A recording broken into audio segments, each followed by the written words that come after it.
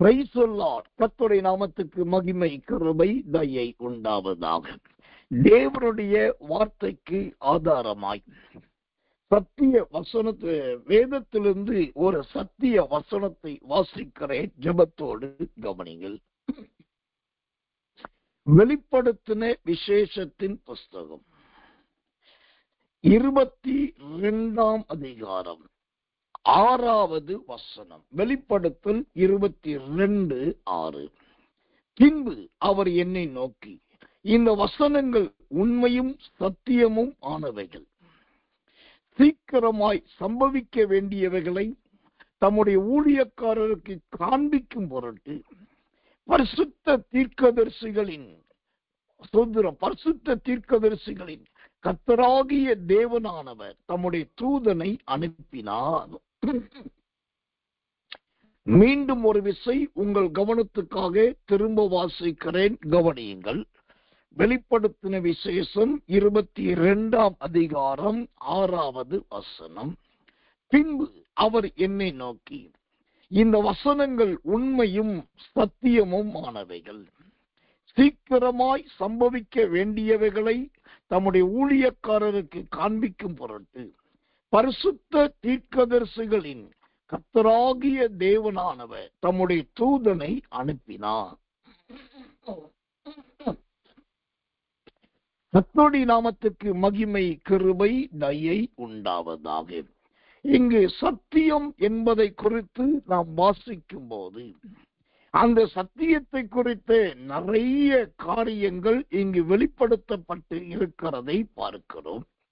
இந்த சத்தியத்துக்கு ஆதாரமாய் 2 வசனம் இங்கு இருக்கிறது. வெளிப்படுத்தல் 22ஆம் அதிகாரம் 6வது வசனமும் மற்றும் 7வது வசனமும். இந்த 2 வசனமுமே சத்தியத்துக்கு ஆதாரமான வசனங்களாய் இருக்கிறது. சத்தியம் என்றால் என்ன என்பதற்கு இந்த வசனங்கள் கொடுக்கிற விளக்கங்களை பாருங்கள்.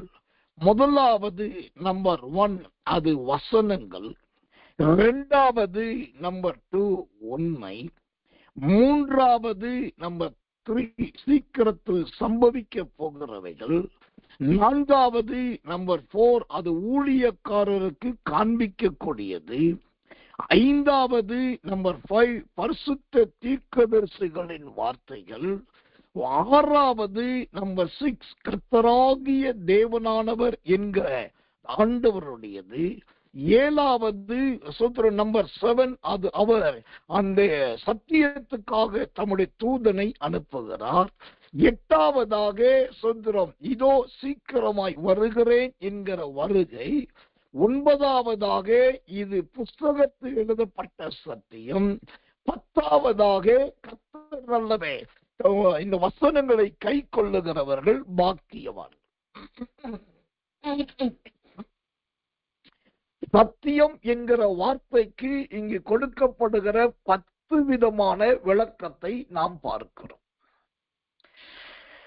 இப்படி இந்த வெளிப்படுத்தல் 22:6 இருக்கிற அந்த சத்தியம் என்ற வார்த்தைக்கு 10 விளக்கம் என்று சொன்னால், வேதாகமத்தில் நிறைய இடத்திலே சத்தியம் சத்தியம் சத்தியம் என்று வருகிறது. அங்கெல்லாம் நிறைய விளக்கம் இருக்கிறது. அப்படி பார்த்தால் சத்தியம் என்ற ஒத்தை வார்த்தைக்கு ஏறத்தாழ ஆயிரக்கணக்கான விளக்கங்கள் உண்டு, ஆயிரக்கணக்கான விவரங்கள் உண்டு. தேவனுடைய நாமத்துக்கு மகிமையும் கிருபையும் தயவும் உண்டாவதாக. இந்த சத்தியம் என்பதற்கு சரியான அர்த்தம் என்ன என்று கண்டுபிடிக்க வேண்டுமானால், என்னுடைய ஊழியத்தின் ஆரம்ப காலத்துல நான் என்ன செய்வேன், நிறைய பரிசுத்தவான்களுடைய புஸ்தகங்களை மேற்கோள்களாக எடுத்துக்கொள்வேன். உதாரணத்துக்கு தேவனுடைய மனுஷன் சாம் ஜெபத்துரை அவர்கள் எழுதின பேர்களும் விளக்கங்களும் என்கிற புஸ்தகம். அப்புறம் ஒத்த வாக்கிய விளக்குறையை ஏற்றின ஆசீர்வாதம் என்கிற ஆசீர்வாதம் ஐயருடைய பெயர் விளக்க புத்தகம். அப்புறம் கர்த்தர் நல்லவே ஒத்த வாக்கிய அகராதி என்கிறதானே ஒரு ஒத்த வாக்கியம் உண்டு. அகராதி, அதுல வார்த்தை இருக்காது, எழுத்து இருக்காது, பைபிள் ரெஃபரன்ஸ் மட்டும்தான் இருக்கும். அப்புறம் ஒத்த வாக்கிய விளக்க உரை என்கிற ஒன்று உண்டு. இப்படி ஒரு காலத்திலே ஒவ்வொரு வார்த்தைக்கும் ஒவ்வொரு வசனத்துக்கும் அர்த்தத்தை கண்டுபிடிக்க நிறைய சோதரம் அந்த ஒத்த வாக்கியங்கள், ஒத்த வாக்கிய அகராதிகள், ஒத்த வாக்கிய விளக்க உரை, அப்புறம் வசனங்கள், வசன விளக்கம், பெயர் விளக்கம், இப்படி நிறைய புஸ்தகங்களை எடுத்து பார்த்து அவைகளை எழுதி கொண்டு வந்துதான் அதுக்கு சொல்லுவதுண்டு. இது ஊழியத்துல நான் வளர்கிற நாட்களிலே சத்தியத்தை பேச ஆரம்பித்த காலத்துல இருந்த பழக்கம். ஆனால் நாட்கள் கடக்க கடக்க இந்த சத்தியத்தை பிரசங்கத்துக்காக மட்டும் படிக்காமல், ஐயோ பிரசங்கம் எடுக்கணுமே என்பதற்காக மட்டும் பைபிள் படிக்காம இதை ஒரு உயிராய் நினைத்து படிக்க ஆரம்பித்தேன். இந்த சத்தியத்தை இதுதான் ஜீவன் என்று நினைத்து படிக்க ஆரம்பித்தேன். என்றைக்கு இந்த சத்தியத்தை ஒரு வேதமாய் நான் நினைக்காமல் வேதத்திலும் சிறந்த ஒரு ஜீவனாக நினைத்து, புரிந்தாலும் புரியாவிட்டாலும், வேண்டுமானாலும் வேண்டாவிட்டாலும், அவசியம் இருந்தாலும் அவசியமே இல்லாவிட்டாலும் அதிகமாய் திரும்ப திரும்ப திரும்ப படிக்க ஆரம்பித்தேன். இப்படி சத்தியத்தை தாராளமான முறை படிக்க ஆரம்பித்த உடனே என்ன ஆனது தெரியுமா? இந்த ஒத்த வாக்கிய விளக்க உரை, ஒத்த வாக்கிய அகராதி, ஒத்த வாக்கிய கண்கார்டன்ஸ், பெயர் விளக்கங்கள், இந்த மாதிரி நிறைய புஸ்தகங்கள் எடுக்கிறது. அப்புறம் பெரிய சுதந்திரம் ரெயின்போ பைபிள்ஸ், அப்புறம் ஆம்பிளிஃபைட் பைபிள்ஸ், அப்புறம் சுதந்திரம் டாக்ஸ் பைபிள்ஸ், இந்த மாதிரி நிறைய பைபிள்ஸ் பயன்படுத்துற காரியங்கள் எல்லாம் கொஞ்சம் கொஞ்சமாய் அப்படியே குறைய ஆரம்பித்தது. அப்புறம் கடைசியா கொஞ்ச நாட்கள் இந்த சத்தியத்தை நல்லா படிக்க படிக்க என்னிடத்தில் கண்கார்டன்ஸ் பைபிள் என்கிற ஒரு வேதாகம், அதுல 2 பக்கம் வசனம் இருக்கும், நடுவிலே அந்தந்த வசனத்துக்கான கண்கார்டன்ஸ் இருக்கும். அப்புறம் அவைகளை எடுத்து படிக்க ஆரம்பித்தேன். அவைகளை ஒப்பிட்டு அவைகளை வைத்துதான் பிரசங்கமே பண்ண ஆரம்பித்தேன். அந்த காலமும் கடந்தது. அதையும் கடந்து இன்னும் வேதத்தை படிக்கணும், சத்தியத்தை இன்னும் அறியணும் என்கிற பெரிய வாஞ்சை. எவ்வளவுதான் படிச்சாலும் கிணற்றில் இருக்கிற நீரை அல்ல அல்ல அது வற்றாததை போல, எவ்வளவுதான் இந்த சத்தியத்தை படிச்சாலும், எவ்வளவுதான் மனப்பாடம் பண்ணாலும், எத்தனை முறை ஆரஞ்சாலும் அதோட வாஞ்ச குறையல. அப்புறம் தான் கடைசியா பார்த்து திரும்பவும் வேதத்தை வாசிக்க ஆரம்பிக்கும் போது நாகர்கோவில் பட்டணத்திலே தொடர்ச்சிகரமான ஊழியங்களில் கன்னியாகுமரி மாவட்டத்துக்கு போயிருந்தேன்.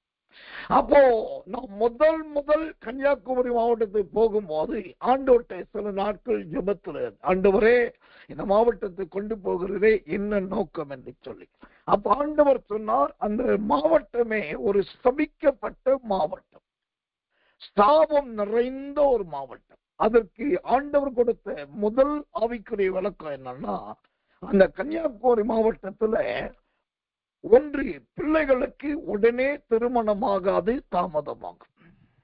இல்லாவிட்டால் திருமணம் ஆனாலும் கர்த்தர் நல்லவர், அவர்கள் 2 பேரும் அதிகபட்சமாய் ஒருமித்திருக்க மாட்டார்.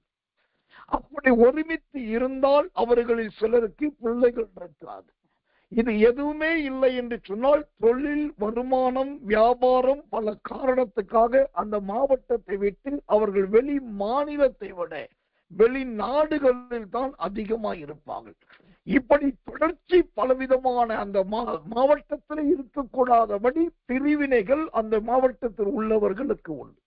இது எல்லாவற்றை கடந்து யாராகிலும் அங்கு நிலை கொண்டிருக்கிறார் என்று சொன்னால் அவர்களுக்கு மரணத்துக்கு ஏதுவான வியாதிகள் இருக்கும். கேன்சர் போன்ற பயங்கர வியாதிகள் இருக்கும். இதிலிருந்து அவர்களை மீட்பதற்காகத்தான் உன்னை கொண்டு போகிறேன் என்று சொல்லி முதல் கர்த்தர் பேசினார். அப்போ அங்க போகும்போது, ஆண்டவரே இப்படி சொன்னீரே, நான் என்ன செய்யட்டும் என்று கேட்ட போது, அங்க போய் நடத்தின ஆரம்ப கால கூட்டங்கள் சுவிசேஷ கூட்டங்களை விட ஜனங்களுடைய விடுதலைக்கான கூட்டங்களாகத்தான் இருந்தது. ஆண்டவர் சொன்னபடியே நிறைய பிரிந்து போன கணவன் மனைவிகள், திருமணமாகாத பெரும் வயது பெண் பிள்ளைகள், திருமணத்துக்கு வசதி வாய்ப்பு இருந்து பெண் கிடைக்காத ஆண்கள், அப்படி இருந்தாலும் அவர்கள் சொந்த ஊரில் இருக்க முடியாதபடி வெளிநாட்டில் இருக்கிறது. இப்படி ஆண்டவர் சொன்ன எல்லாவற்றையும் பார்த்தேன். அப்போ அதற்காக போராடி ஜெபித்த போதுதான் நிறைய பேரை விடுதலையாக்கினார், நிறைய பேரை சுகமாக்கினார். அந்த நாகர்கோவிலை செட்டிக்குள ஜங்ஷன் என்கிற இடத்துல ஒரு மாதாந்திர தீர்க்கதரிசன உபவாச கூட்டத்தை ஆரம்பித்தோம். அதற்கு திருநெல்வேலி, நாகர்கோவில், கன்னியாகுமரி மற்றும் திருவனந்தபுரத்திலிருந்தெல்லாம் ஏராளமான மக்கள் வர ஆரம்பித்தார்கள். பல நூறு பேர் விடுவிக்கப்பட்டார்கள். அதில் ரட்சிக்கப்பட்ட ஒரு பெண்ணு தான் நம்ம ஊழியத்தில் இன்றைக்கும் ஒரு ஊழியக்காரியா இருக்கிறார், வீடியோ ஊழியத்தை செய்து கொண்டிருக்கிறார். இப்படி நிறைய பேரை கர்த்தர் ரட்சித்தார். அதுல ஒரு ஊழியக்காரர் 15-20 லாரி வைத்து அந்த தொழில் செய்வதோடு போதகராகவும் இருந்தார். எனக்கு நன்றாய் நினைவிருக்கிறது. அங்க போய் தேவனுடைய சத்தியத்தை பேச ஆரம்பித்தார். அந்த சத்தியத்தை பேச ஆரம்பித்த போது அங்கு தேவனுடைய வல்லமை பலமாய் கிரியை செய்ய நிறைய நோய் நொடி சாபத்தில் இருக்கிறவர்களை கர்த்தர் நூறத்தனையாய் விடுதலையாக்க ஆரம்பித்தார். இப்படி பலத்த காரியங்களை செய்து கொண்டு வரும்போது ஒரு நாள் ஒரு வீட்டிலே ஜபித்து விட்டு நான் வெளியேறும் போது அவர்கள் எனக்கு காணிக்கை கொடுக்க வந்தார்கள். அவர்கள் காணிக்கையை ஒரு காணிக்கை கவர்ல இல்லாமல் ஒரு பெரிய பையை கொடுத்தாங்க. அவங்க சொன்னாங்க, பாஸ்டர், இது உங்களுக்குன்னு கொடுக்கணும், ஆவியில உணர்த்தப்பட்டேன், இது உங்களுக்கு பிரயோஜனமா இருக்கும் நினைக்கிறேன், இதை நீங்க வைத்துக் கொள்ளுங்கன்னு சொல்லி ஒரு பெரிய சுதந்திர ஜவுளி கடை கேரி பேக்ல போட்டு ஒரு பெரிய பேக் ஒன்று கிஃப்டா கொடுத்தாங்க. அதை வாங்கிட்டு நான் திரும்பி வீட்டுக்கு வந்த பிறகு ஜோமணி எடுத்து பார்த்தா அதுல அழகான ஒரு வேதாகமம் இருந்தது. அந்த வேதாகமத்துக்கு பேர் சொல்லோவியம் என்கிறதான வேதாகம்.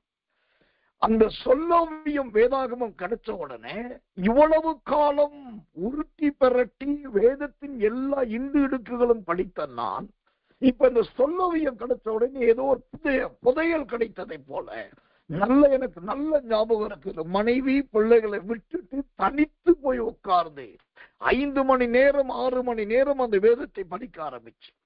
அதுல இருக்கிற எல்லா கண்டென்ட் எல்லாம் படிக்க ஆரம்பிச்சு. அதுக்குரிய ரெஃபரன்ஸ் எல்லாம் அதுல இருக்கும், அதெல்லாம் படிக்க ஆரம்பிச்சேன். அது நிறைய பாயிண்ட்ஸ் இருக்கும், அப்புறம் பின் பாயிண்ட்ஸ் நிறைய இருக்கும். இப்படி ஏராளமான சம்பவங்கள் அந்த சொல்லோவியத்தில். அதெல்லாம் உட்காந்து ஒரு சிறு பிள்ளை ஆரம்ப பாடத்தை படிப்பதை போல ராத்திரி பகலா முழு வேதாகமத்தை, அது கிட்டத்தட்ட ஒரு 3000 முதல் 4000 பக்கங்கள் உள்ள வேதாகமம், அவ்வளத்தையும் உட்கார்ந்து திரும்ப திரும்ப படிக்க ஆரம்பித்தேன்.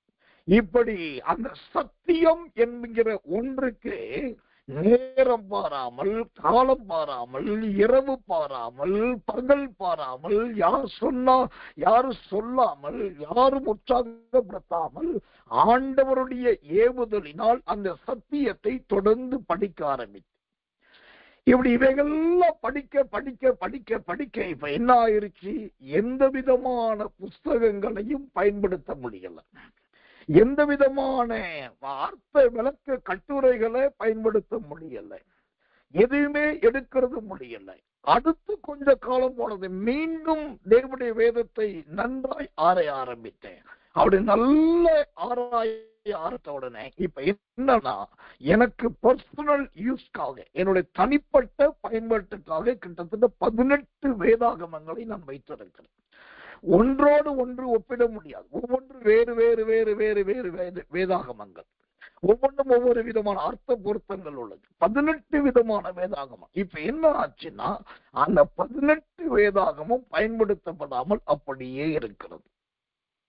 இந்த சத்தியம் என்ற வார்த்தைக்கு ஏன் இவ்வளவு விளக்கம் கொடுக்கிறேன் அப்படின்னாக்கா, இந்த செய்தியை கேட்கிற நீங்கள் இந்த சத்தியத்தை நல்லா படிச்சா போதும், நல்லா வாசிச்சா போதும், அதற்குரிய அர்த்தங்கள், அதற்குரிய விளக்கங்கள், அதற்குரிய மொழியாக்கங்கள், அதற்கான மகிமைகள், அதற்கான இணை வாக்கியங்கள், அதற்கான துணை சொற்கள், எல்லாம் மடை திறந்த வெள்ளம் போல தானாகவே வந்துவிடும். அதற்கு நாம் இந்த சத்தியத்துக்கு நேரம் ஒதுக்கணும், இடம் கொடுக்கணும், சமயத்தை அதற்கு தரணும். அப்படி தந்தா நீங்க படிச்சவங்களா இருந்தாலும் சரி, படிக்காதவர்களா இருந்தாலும் சரி, நீங்க ஊழியத்துக்கு ஒப்பு கொடுத்தவர்களா இருந்தாலும் சரி, ஒப்பு கொடுக்காதவர்களா இருந்தாலும் சரி, வேதம் படிக்கிறதுக்கு தனியா ஒரு கிராஜுவேட்டி தேவையே இல்லை, அதுக்கு ஒரு சர்டிபிகேட் தேவையே இல்லை.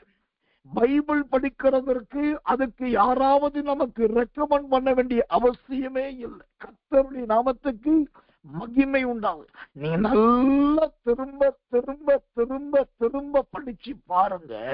உங்களுடைய அறிவு பெருகும், புத்தி பெருகும், ஞானம் பெருகும், வெளிப்பாடு பெருகும், கிருபை பெருகும், அபிஷேகம் பெருகும், தயை பெருகும்.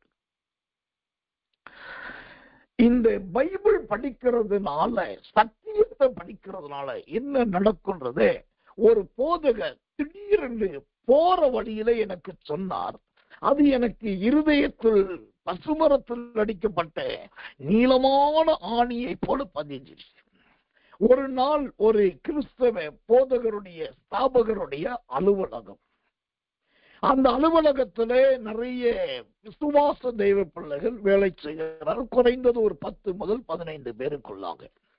அப்போ அங்க இருக்கிற அந்த போதகரை நான் பார்க்க போனேன். அது நல்ல பீக் ஹவர்ஸ், ரொம்ப டைட் ஷெட்யூல் டைம். நிறைய ஸ்டாஃப் எல்லாம் ஒர்க் பண்ணிட்டு இருக்காங்க, அங்கிட்டு இங்கிட்டு போயிட்டு வந்துட்டு இருக்காங்க. இதாயிட்டு அந்த காலையில 10-10:30 மணி.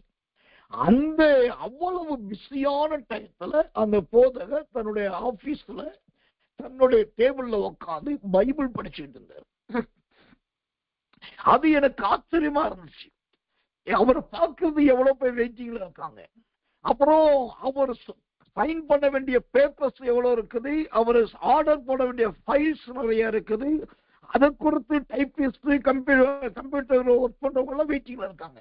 இவ்வளவு இருந்தும் அவர் உட்கார்ந்து ரொம்ப ரிலாக்ஸா ஆபீஸ்ல பைபிள் படிச்சுட்டு இருந்தார். நான் போன உடனே எழுந்து பிரைஸ் லார்ட் பாஸ்டர்னு சொல்லி வணக்கம் சொல்லிட்டு பிரைஸ் லார்ட் சொல்லிட்டு என்ன உட்கார சொன்னாரு. உட்கார்ந்தேன். அவர் பைபிள் படிக்கிறத பார்த்துட்டு சைலண்ட் ஆயிட்டேன். அவர் எல்லாம் படிச்சு முடிச்சார். படிச்சு முடிச்சுட்டு, ரொம்ப சாரி பாஸ்டர், நான் பைபிள் படிச்சுட்டு இருந்தேன், அதனாலதான் உங்கள்கிட்ட பேச முடியல, சொல்லுங்க அப்படின்னா. அப்ப நான் கேள்வி கேட்டேன். நீங்க காலையில கிளம்பி எல்லாம் முடிச்சுட்டு இப்பதான் ஆபீஸ் வந்தீங்க, இத்தனை ஸ்டாஃப் காத்துட்டு இருக்காங்க, வெளியில விசிட்டர்ஸ் இருக்காங்க, இவ்வளவு பிஸி ஷெட்யூலுக்கு மத்தியில இந்த பைபிள் அது ஆபீஸ்ல உட்கார்ந்து டேபிள்ல வச்சு படிச்சுட்டு இருக்கீங்க, என்ன ரீசன் அப்படின்னு கேட்டு அதுக்கு ரொம்ப சிம்பிளா ஒரு ஆன்சர் பண்ணார். சாதாரணமான முறையில ஒரு விளக்கம் கொடுத்து, என்னன்னா, ஒண்ணு இல்ல பாஸ், நான் எந்த அளவுக்கு சத்தியத்தை திரும்ப திரும்ப திரும்ப படிக்கிறேனோ அந்த அளவுக்கு என்னுடைய தீர்க்க தரிசனங்கள் கூர்மையாக்கப்பட்டுக்கிட்டே இருக்கு. நான் சத்தியத்தை படிச்சுட்டு அதுக்கப்புறம் தீர்க்க தரிசனம் சொல்லும் போது என் தீர்க்க தரிசனங்கள் வசனத்தோடையும் வருது, அது வாய் கொளராம வார்த்தை பெறலாம ரொம்ப தெளிவா இருக்கு. அப்புறம் நான் நல்ல சத்தியத்தை படிச்சுட்டு திரும்ப படிச்சு முடிச்சுட்டு அப்புறம் போய் நான் தீர்க்க தரிசனம் சொல்லும் போது அந்த தீர்க்க தரிசனம் எல்லாம் அப்படியே நடக்க ஆரம்பிக்குது. இப்போ என் வாயில வார்த்தை வையும், நான் தீர்க்க தரிசனம் சொல்லணும், நான் ஏசாயாவா மாறணும், நான் சாமுவேலா மாறணும், நான் மோசையா மாறணும் ஆண்டுகிட்ட கேட்கல. எனக்கு கொடுத்த வேதத்தை சத்தியத்தை நல்லா நான் படிக்கிறேன். படிச்சுட்டு போய் ஊழியத்தை செய்யும் போது அங்கே தீர்க்க தரிசனங்கள் ரொம்ப அம்பு பாய்வதை போல வருது. உடனே ஜனங்க அழுகிறாங்க, உடனே ஒப்பு கொடுக்கிறாங்க, உடனே நிறைவேறுது. அப்போ பைபிள் படிச்சாக்கா உங்களுக்கு வார்த்தை கொளராது, வார்த்தை பெறலாது, அந்த சொற்கள் எல்லாம் ரொம்ப தரம் வாய்ந்ததா மாறிடும். இப்ப நான் உங்களுக்கு சொன்னது ரொம்ப விளக்கமா சொல்லிட்டு இருக்கேன். அவர் சொன்ன ஒரே வார்த்தை, நான் சத்தியத்தை படிச்சுட்டு போய் ஊழியம் செய்யறதுனால தீர்க்க தரிசனங்கள் ரொம்ப அம்பு பாய்வதை போல கூர்மையாகிறது அப்படின்னார். அன்னைக்கு நான் தெரிஞ்சுக்கிட்டேன், தீர்க்க தரிசனம் சொல்றதுக்கு ஒரு கண்ணை மூடிக்கிட்டு முன்னாடி இருக்கிற ஒரு ஆளை ஒத்த கண்ணுல பார்க்க வேண்டிய அவசியம் இல்லை. நம்ம ஜெபிக்கும் போது அவங்க அழுகுறாங்களா அப்படின்னு சொல்லி கண்ணாமூச்சி பார்க்க வேண்டிய அவசியம் இல்லை. நான் ஜெபிக்கிறதுனால அவங்க கை ஆடுதா கால் ஆடுதா வல்லமை இறங்குதான்னு கவனிக்க வேண்டிய அவசியம் இல்லை. ஏன்னாக்கா எனக்குள் வேதம் இருக்கிறது, எனக்குள் சத்தியம் இருக்குது. அந்த சத்தியத்தின்படி நான் ஊழியம் செய்தால் அங்கு நடக்க வேண்டிய கிரியைகள் தானாய் நடக்கும். இப்போ இப்படியெல்லாம் அந்த சத்தியத்தின் ஆவியானவர், சத்தியத்தின் தேவன் என்னை அழகாய் அவரே கற்றுக் கொடுத்து, அவரே போதித்து, அவரே என்னை படிக்க வைத்து, அவரே எனக்கு சொல்லிக் கொடுத்து, அவரே என்னை மெருகூட்டி, அவரே என்னை அனுபவத்துல கொண்டு வந்து இன்னைக்கு வரைக்கும் ஒவ்வொரு காரியத்தையும் அந்த தேவனே பயிற்றுவித்து வருகிறார். அதனாலதான் இந்நாட்களிலே வேதத்தின் விளக்கங்களுக்கோ சத்திய வார்த்தையின் சொற்களுக்குரிய விளக்கத்தை கண்டுபிடிக்கிறதற்கோ ஒரு சிரமம் கிடையாது. வந்து ஜோமண்ணி தேவ சமூகத்தில் உட்கார்ந்தாலே அது தானாகவே சுதந்திரம் மடை திறந்த வெள்ளம் போல அழகாய் கிரீச்சு. இப்ப இந்த ஊழியம் எப்படி நடக்கிறது என்பதை நான் சொல்றேன். ஒரு நடைமுறை சம்பவத்தோடு விளக்குகிறேன், ஜெபத்தோடு கவனிங்க.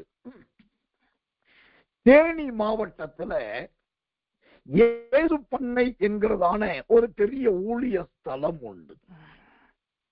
அந்த இயேசு பண்ணையில பெரிய பெரிய கூட்டங்கள் நடத்த ஆரம்பித்த போது நிறைய வசதி வாய்ப்புகள், அதாவது ஆயிரக்கணக்கானோர் வந்து தங்குறதுக்கான டாய்லெட்டு மற்ற பாத்ரூம் வசதி எல்லாம் கிடையாது.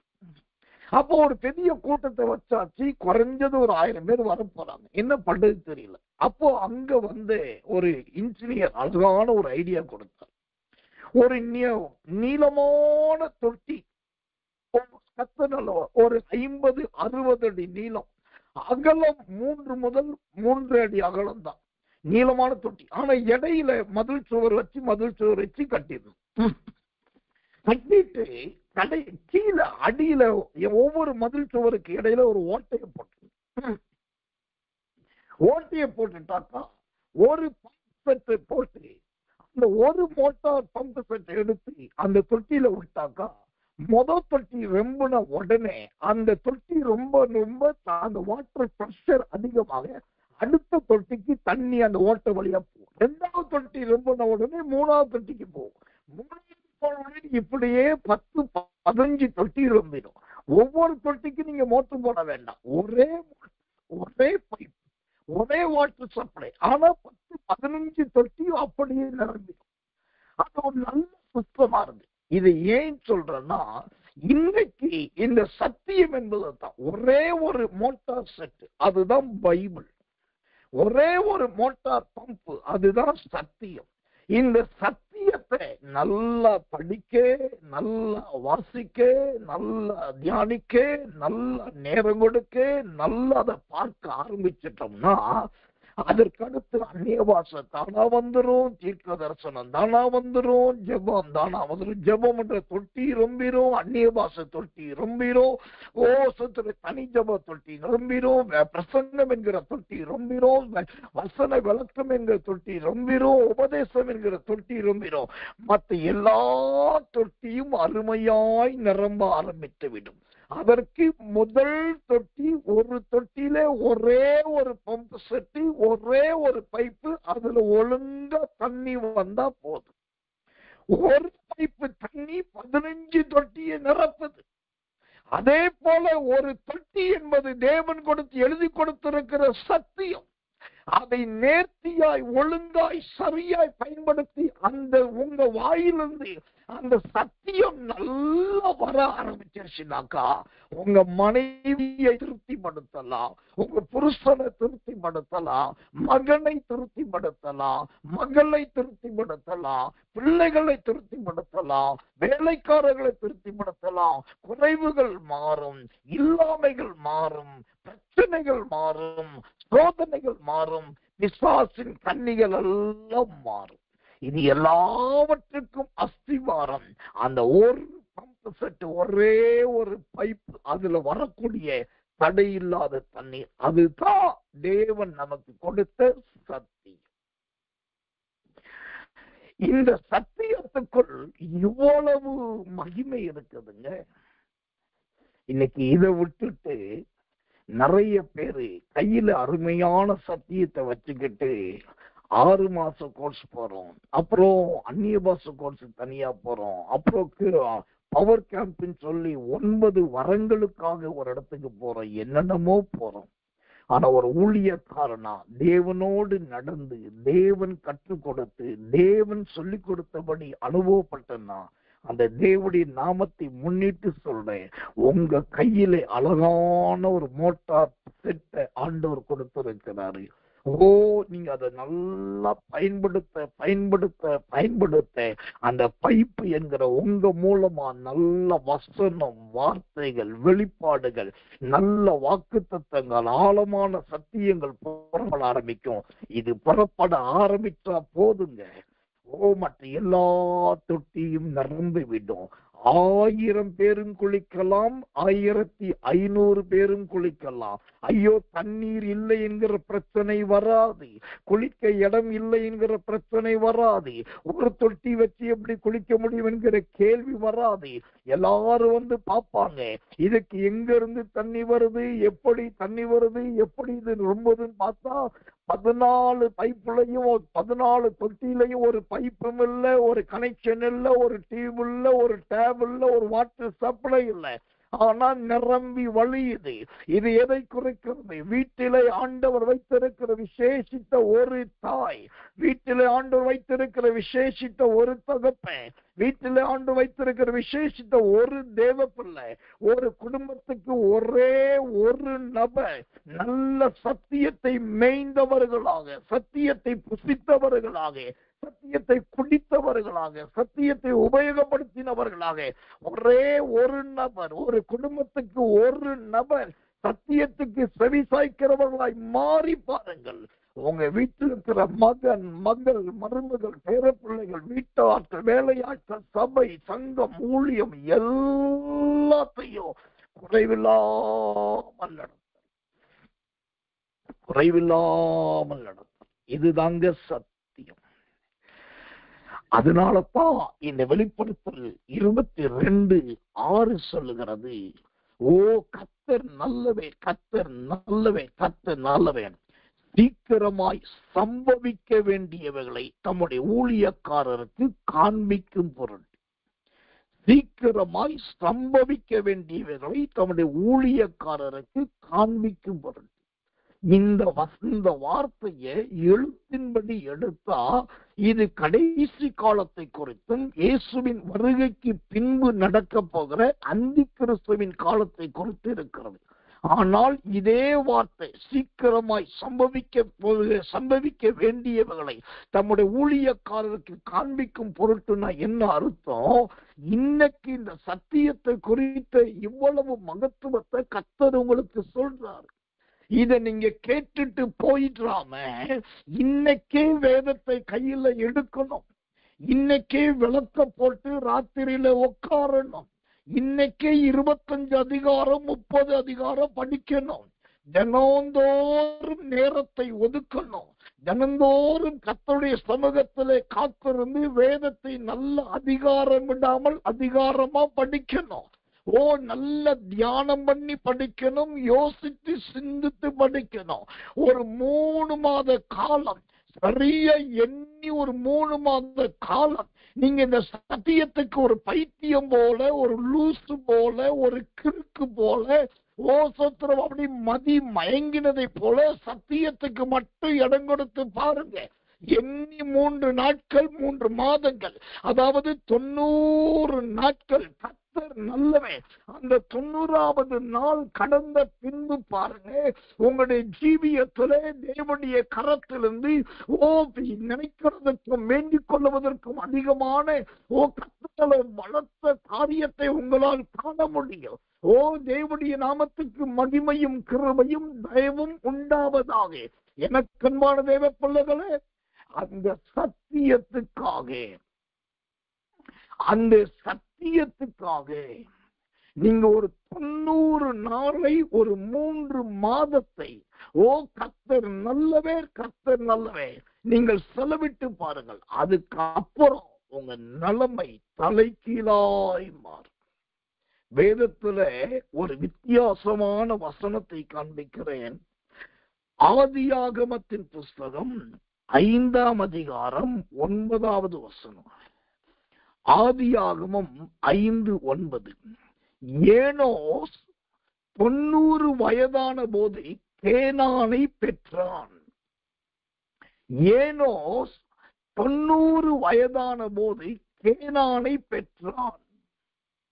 இங்கு ஏனோஸ் என்கிற மனுஷனை குறித்து சொல்லுகிறது. அவனுக்கு வயசு 90 வயசாயிரு. ஆனா 90 வயசு ஆனாலும் அவனுடைய கற்பு அடைக்கப்படல.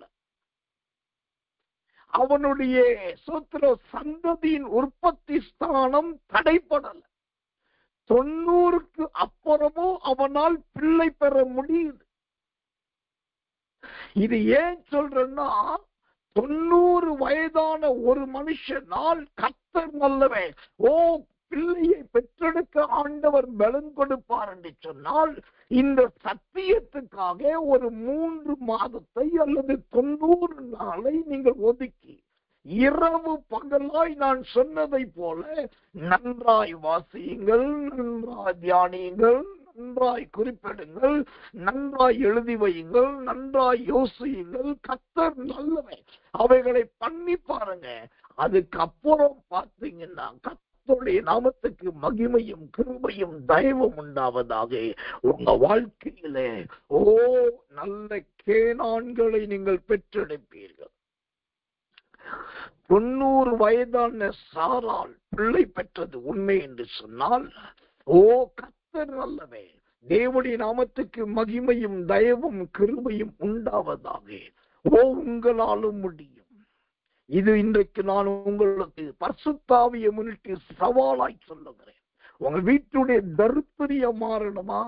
நிறைய கடிதத்தின் மேல் கடிதம் போடுறதுனால உங்க தரித்திரியம் மாறவே மாறாது.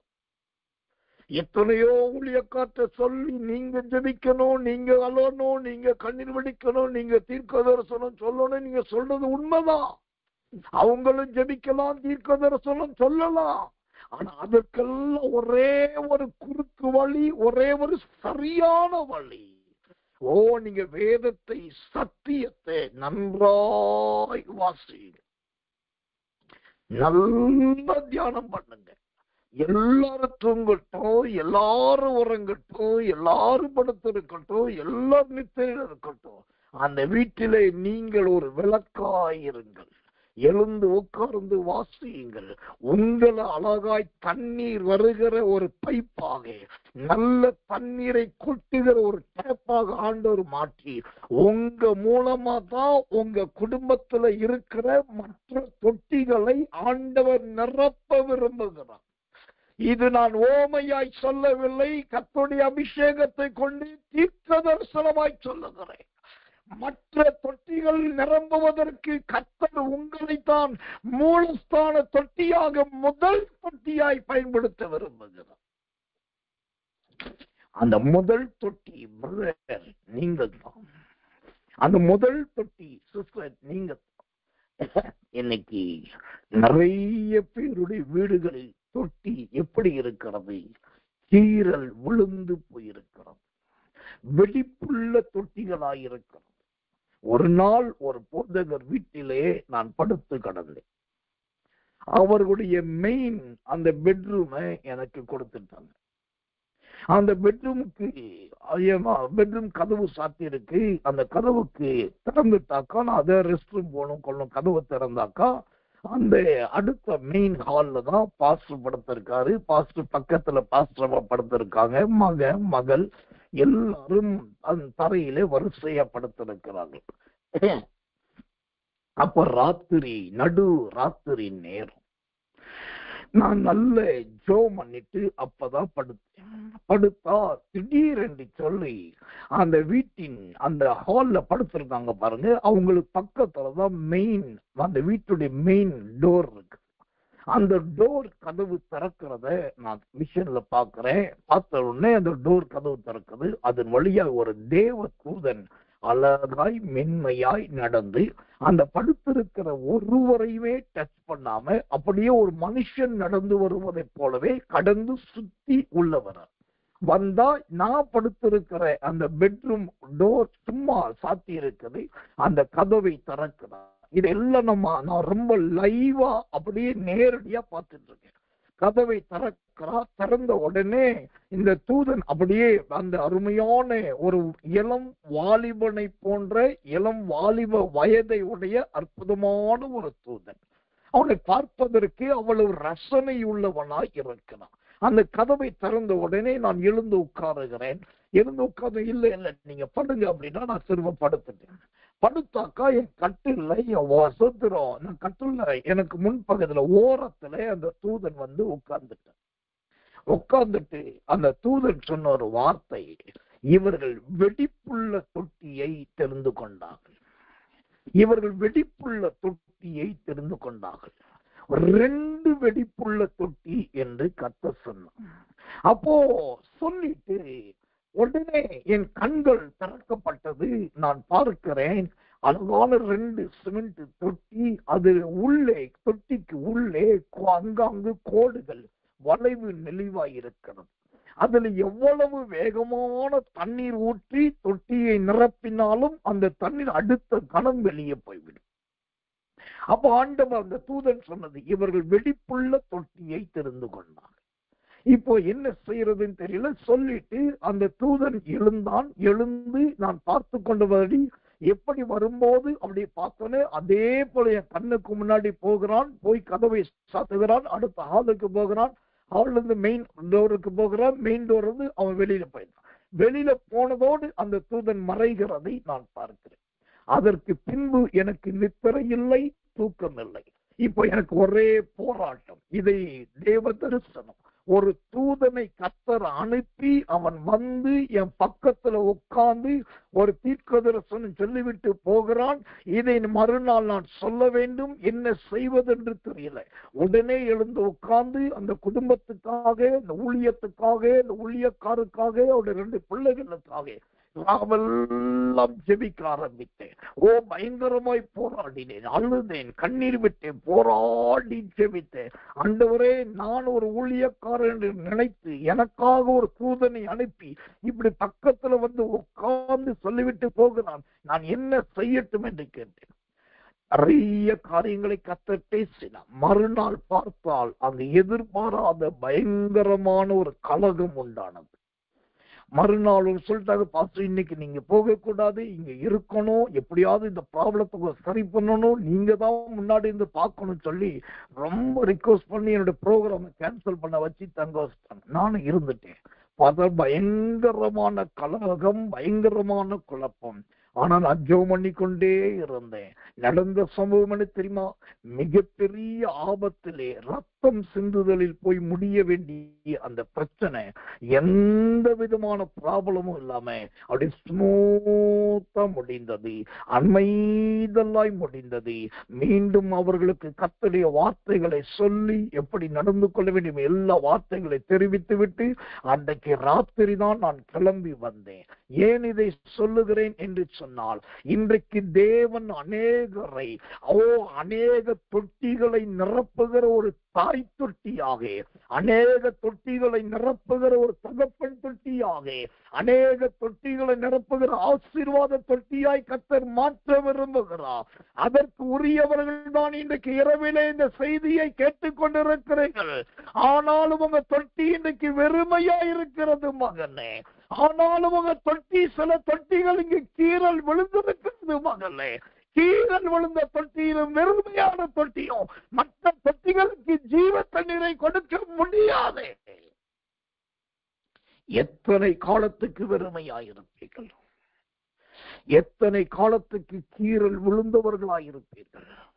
ஓ தேவனாகிய கர்த்தர் இந்த ராத்திரி நேரத்துல 2 காரியத்தை செய்ய விரும்புகிறார். 2 காரியத்தை செய்ய விரும்புகிறார். அவர் செய்ய விரும்புகிற 2 காரியம் என்ன? 1, கீறல்களை ஆண்டவர் மாற்ற விரும்புகிறார். கீறல்களை தேவன் அடைக்க விரும்புகிறார். விரும்புகிறார். ஓ கர்த்தர் நல்லவே. இரண்டாவது, வெறுமையான தொட்டிகளை, ஓ கர்த்தர் நல்லவே, கர்த்தர் நல்லவே, கர்த்தர் நல்லவே. ஓ சுத்திரம், காலியான தொட்டிகளை இனி காலியான வெறுமையான தொட்டியாய் இல்லாதபடிக்கு தேவனாகிய கர்த்தர் ஒரு நிரப்பப்பட்ட தொட்டியாக, ஆசீர்வதிக்கப்பட்ட தொட்டியாக, அநேகருக்கு தண்ணீர் கொடுக்கிற ஒரு தொட்டியாக ஆண்டவர் உங்களை மாற்ற விரும்புகிறார் இயேசுவின் நாமத்தினாலே. இது தேவனாகிய கர்த்தர் கொடுக்கிற கிருபையுள்ள சத்தியம். இது கிருபையுள்ள சத்தியம். அல்லேலூயா, அல்லேலூயா. எனக்கன்பான தேவ பிள்ளைகளே, தொட்டி என்பது முதலாக ரெபெக்காளின் வாழ்க்கையிலே ஒட்டகங்களுக்கு தண்ணீர் கொடுக்கிற தொட்டியா இருந்தது. பின்பு அந்த தொட்டி தேவனுடைய பலிபீடம் இருக்கிற இடத்துல தேவனுடைய பாத்திரங்களை கழுவுகிற தொட்டியாய் மாறினது. மூன்றாவதாக அந்த தொட்டி மனுஷர்கள் தங்களை சுத்திகரித்துக் கொள்ளுகிற அந்த தொட்டியாய் மாறினது. அதன் பின்பு சாலமோனுடைய நாட்களிலே அது வெண்கல தொட்டியாய் மாறினது. அதன் பின்பு ராஜாக்களின் காலத்திலே அது கடல் தொட்டியாய் மாறினது. அதன் பின்பு அந்த தொட்டி கர்த்தருடைய நாமத்துக்கு மகிமை கிருபை உண்டாவதாக நல்ல ரச தொட்டியாய் மாறினது. ரச தொட்டி ஆரம்பத்திலே ஒட்டகங்களுக்கு தண்ணீர் கொடுக்கிற தொட்டியா இருந்தது. இரண்டாவது பலிபீடத்தில் இருக்கிற பரிசுத்த ஸ்தானத்தின் தொட்டியாய் மாறினது. அப்புறம் அது கடல் தொட்டியாய் மாறினது. அப்புறம் வெண்கல தொட்டியாய் மாறினது. அப்புறம் கர்த்தர் அல்லவே. இவ கடைசியாய் அது எப்படி மாறி இருக்கிறது? கர்த்தர் நல்லவே, கர்த்தர் நல்லவே. மார்க்கு 12:1 சொல்லுகிறது. கர்த்தர் நல்லவே. அதை சுற்றிலும் வேலி அடைத்தி ரச தொட்டியை உண்டு பண்ணி கோபுரத்தையும் கட்டி தோட்டக்காரருக்கு அதை குத்தகையாக விட்டு புரதேசத்துக்கு போயிருந்தான். அது வேலியடித்து ரச தொட்டியாக. இந்த ரச தொட்டி என்பதே பரிசுத்தாவியில் நிரம்புகிற அனுபவம், ஆவியிலே நிரம்புகிற அனுபவம், நல்ல சத்தியத்தினாலே நிரம்புகிற அனுபவம், சத்திய வசனத்தினாலே நிரம்புகிற அனுபவம். இன்னைக்கு எத்தனை பேருடைய வாழ்க்கை, எத்தனை பேருடைய இருதயம் ரசத்தொட்டியாயிருக்கிறது. எத்தனை பேருடைய ஜீவியம் இந்த ரசத்தினால் நிரம்பி வழிகிறது. ரசத்தொட்டி என்பது எது தெரியுமா? ரசம் என்பது எது தெரியுமா? யோவான் சுவிசேஷம் 2ஆம் அதிகாரத்தை படிச்சு பாருங்க. கானா ஒரு கல்யாணத்துல திராட்சை ரசம், திராட்சை ரசம் 5 விதமான திராட்சை ரசத்தை நீங்க அங்க பார்க்கலாம். 5 முறை அந்த யோவான் 2ல திராட்சை ரசம் என்று வரும். ஆனா 6வது முறை வரும்போது அது ரசம் என்று முடிகிறது. அந்த ரசம் என்பது எதை குறைக்கிறது? அது ஆண்டவராகிய இயேசு கிறிஸ்துவின் ரத்தத்தை குறைக்கிறது. நீங்க சத்தியத்தை ஒழுங்கா படித்தா அந்த சத்தியத்துக்கு ஒரு 3 மாத காலம், ஒரு 90 நாட்களுக்கு நீங்க இடம் கொடுத்து பாருங்க, ராத்திரியும் பகலும். அப்பொழுது நல்ல கேனான்கள் பிறப்பார்கள், நல்ல ஈசாக்குகள் பிறப்பார்கள். உங்களுக்கு பலன் இல்லை என்று சொல்லுவார்கள், ஆனால் நீங்க தான் பலசாலிகள் என்பதை நிரூபிப்பீர்கள். உங்களுக்கு முடியாது என்று சொல்லுவார்கள், ஆனால் நீங்கள் முடித்து காண்பிப்பீர்கள். அதற்கு தேவன் உங்களை நல்ல வெண்கல தொட்டியாய் மாத்திரமல்ல, கடல் தொட்டியாய் மாத்திரமல்ல, அவருடைய ரச தொட்டியாய் கர்த்தர் வைக்கிறார். இந்த ரச தொட்டிக்கு என்ன விசேஷம் தெரியுமா? கர்த்தர் அல்லவே இந்த தொட்டியை சுற்றிலும் ஆண்டவர் அழகான வேலி அடைக்கிறார். இந்த தொட்டியை சுற்றிலும் தேவன் நல்ல வேலி அடைக்கிறார். வேலி அடைத்து அந்த தொட்டிக்கு பக்கத்திலே கோபுரத்தை கட்டி அதுக்கு பக்கத்துல ஒரு காவலாளிய போட்டு அதற்கு நல்ல ஒரு விலையையும் பேசுகிறார். அப்படியானால் அது தேவன் எவ்வளவு நேர்த்தியாய் தேர்ந்தெடுத்திருக்கிறார் பாருங்கள். கர்த்தருடைய நாமத்துக்கு மகிமை உண்டாவதாக. இந்த வெளிப்படுத்தின விசேஷம் 22ஆம் அதிகாரம் 6வது வசனத்தின்படியாக கர்த்தர் நல்லவே, அந்த சத்தியமுமானவைகள் என்பது சம்பவிக்க வேண்டியவைகளை உங்களுக்கு தெரிவிக்க வேண்டியது. இனிமேல் என்ன சம்பவிக்க போகிறது? உங்களில் சிலரை ஆண்டவர் ஒரு தாய் தொட்டியாக, நல்ல ஜீவ தண்ணீர் நிறைந்த தண்ணீர் தொட்டியாய் மாற்றப் போகிறார். உங்களில் சிலருக்கு ஆண்டவர் மடை திறந்த வெள்ளம் போல சத்தியத்தை ஏராளமாய் பொழிய போகிறார். உங்களில் சிலரை 90 நாட்கள் 3 மாத காலத்துக்கு இரவும் பகலும் சத்தியத்திலே அமர்ந்திருக்கத்தக்கதான கிருபையை தரப்போகிறார். உங்களில் சிலரை ஆண்டவர் ரசத்தொட்டியாய் மாற்றி தேவனுடைய அபிஷேகத்தையும் இயேசுவின் இரத்தத்தையும் சத்திய வசனத்தையும் பகிர்ந்தளிக்கிற ஒரு வேலி அடைக்கப்பட்ட பாதுகாப்பின் தொட்டியாய் கர்த்தர் உங்களை மாற்றப் போகிறார். இதுதான் உங்களுக்கு சம்பவிக்க போகிறவைகள். இன்றைக்கு இது தேவனுடைய வாயிலிருந்து தீர்க்க தரிசனமாய் சொல்லப்படுகிறது. சீக்கிரத்தில் இது நிறைவேறப் போகிறது. அதற்கு நீங்கள் ஒரு பாத்திரவான்களாய் பாத்திரவதிகளாய் மாறப் போகிறீர்கள். இது கர்த்தருடைய வார்த்தை. அந்த பரிசுத்தாவின் அபிஷேகம், அந்த சத்தியத்தின் வல்லமை இதோ இந்த ராத்திரி நேரத்திலே இந்த சத்தியத்தை கவனமாய் கேட்கிறவர்கள் யாரோ விளையாட்டுத்தனம் இல்லாமல், சூத்திரம் ஏனோதானவென்று இல்லாமல் மெய்யான சத்தவோ செவிசாய்த்து யாரெல்லாம் கேட்கிறார்களோ அங்கெல்லாம் இந்த அபிஷேகம் அசைவாடுகிறது.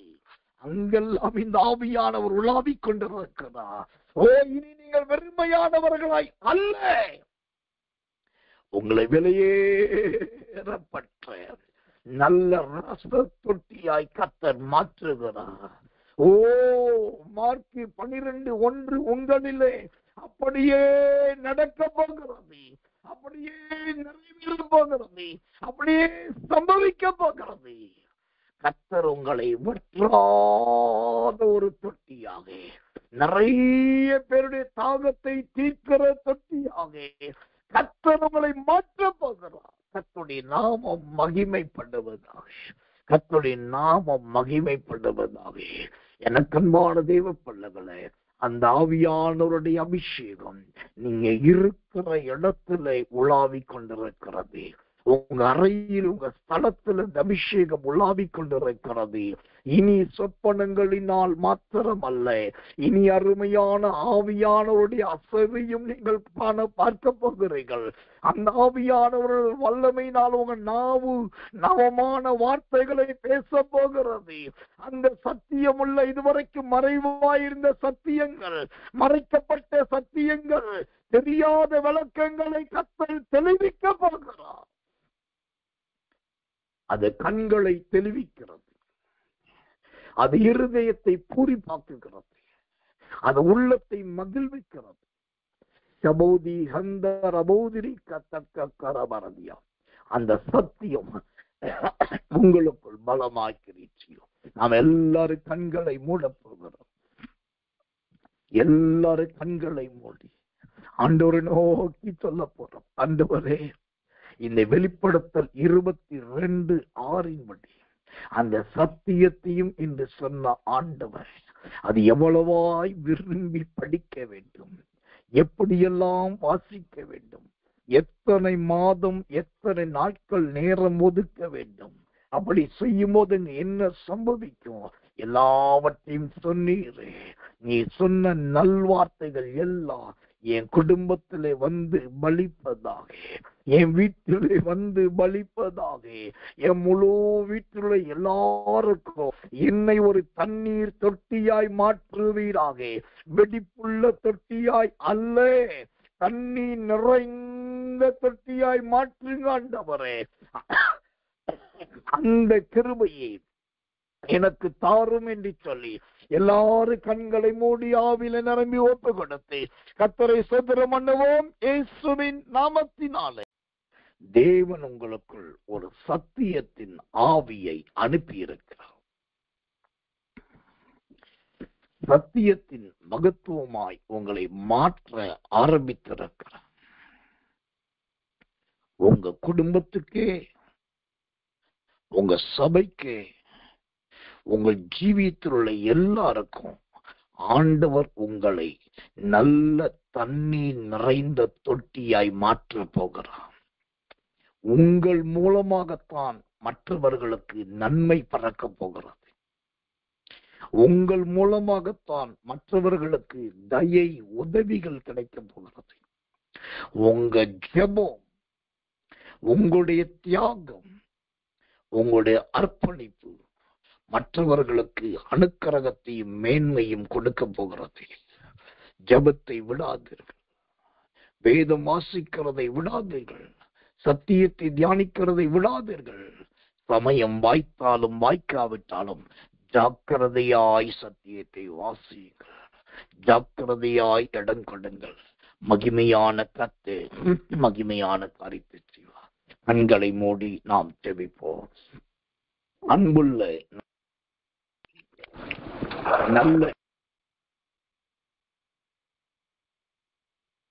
நல்ல அருமையான இந்த ராத்திரி வேலைக்காக நன்றியோடு உம்மை துதிக்கிறோம், ஸ்தோத்திரிக்கிறோம். பெரிதான கிருபையினால் ஆண்டவரே, வெளிப்படுத்தல் 22:6 அந்த சத்தியத்தையும் நீர் வெளிப்படுத்துகிற தேவனாய் இருக்கிறபடினால் சத்தியத்தை குறித்த பல காரியங்களை இன்னைக்கு வெளிப்படுத்தி இருக்கிறீர். அந்த பிள்ளைகள் ஆண்டவரே, புரிந்தாலும் புரியாவிட்டாலும், தெரிந்தாலும் தெரியாவிட்டாலும் வேதமாகிய சத்தியத்தை நன்றாய் படிக்க உதவி செய்யும். அதனால் ஞானம் உள்ளவர்களாய் மாறும். இவர்கள் வாயின் வார்த்தைகள் வசனம் நிறைந்ததாய் மாறும். தீர்க்க தரிசனங்கள் கூர்மையானதாய் மாறும். ஆண்டவரே, இவர்கள் சத்தியத்தின் தண்ணீர் தொட்டிகளாய் மாறி இவர்கள் மூலமாய் இவர்கள் வீட்டார், உறவினர், சொந்தம், பந்தம், நண்பர்கள், உறவினர்கள், சபை, விசுவாச மக்கள் எல்லாரும் இவர்களால் ஆசீர்வதிக்கப்படுவார்களாக, இவர்களால் நன்மை பெறுவார்களாக. ஆண்டவரே, அதை செய்யும். இன்று முதல் இவர்கள் வீட்டிலே சத்தியத்தின் தூண் நிமிர்ந்து நிற்பதாக. ரொம்ப முக்கியமாய் மார்க் 12:1 சொல்லுகிறபடி இவர்கள் ஒவ்வொருவரையும் ரசத்தொட்டியாய் மாற்றிவிடும் ஐயா. ஆதியிலே ரெபெக்காள் தொட்டியிலே தண்ணீரை நிரப்பினாள். ஆண்டவரே, உம்முடைய காலத்தில் நீரோ அதை ரசத்தினால் நிரப்பினீர். நாங்கள் தண்ணீர் நிரப்பதான் எங்களுக்கு தெரியும், ஆனால் நீர் நினைத்தால் அதை ரசத்தினால் நிரப்புவீர். ஆண்டவரே, இதுவரைக்கும் தண்ணீராயிருக்கிற பிள்ளைகள் இனி நல்ல விலையேறப்பட்ட ரசமாய் மாறுவார்களாக. ரெபெக்காளின் ஜீவியத்துக்கு பதிலாக இயேசு கிறிஸ்துவின் ஜீவியம் இவர்களுக்குள் வரட்டும். நல்ல சாட்சி கேட்க உதவி செய்யும். தாழ்த்தி ஒப்பு வைக்கிறோம். இயேசுவின் ரத்தம் செய்யும். இயேசுவின் நாமத்தில் ஜெபிக்கிறோம். ஜெபம் கேளும் ஜீவனுள்ள நல்ல பிதாவே. ஆமென், ஆமென், ஆமென்.